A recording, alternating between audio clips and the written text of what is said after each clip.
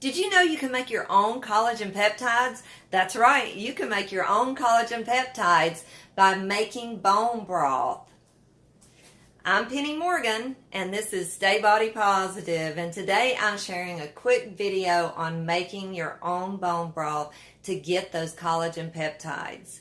I am a healthy living enthusiast with a strong focus on helping those over 40 make a change for positive living and healthy, fit lifestyle.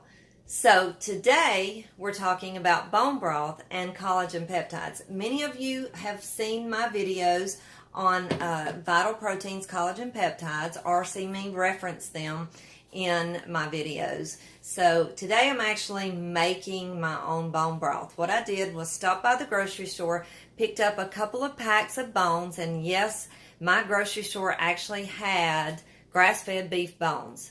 So I picked up 2 packs of the grass-fed beef bones and brought them home and put them in the slow cooker.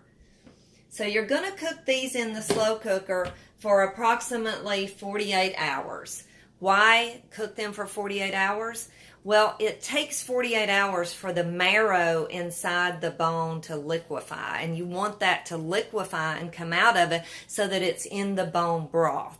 And then you can enjoy a cup or 2 of that per day to get your collagen peptides in the bone broth.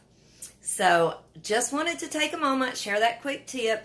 If you haven't already, please like and share this video with other people that you know can benefit from collagen peptides. I'm going to put some additional information below in the comments about the benefits of collagen peptides as well for those of you that have not already seen my other video. I'll put the links to the other videos as well too.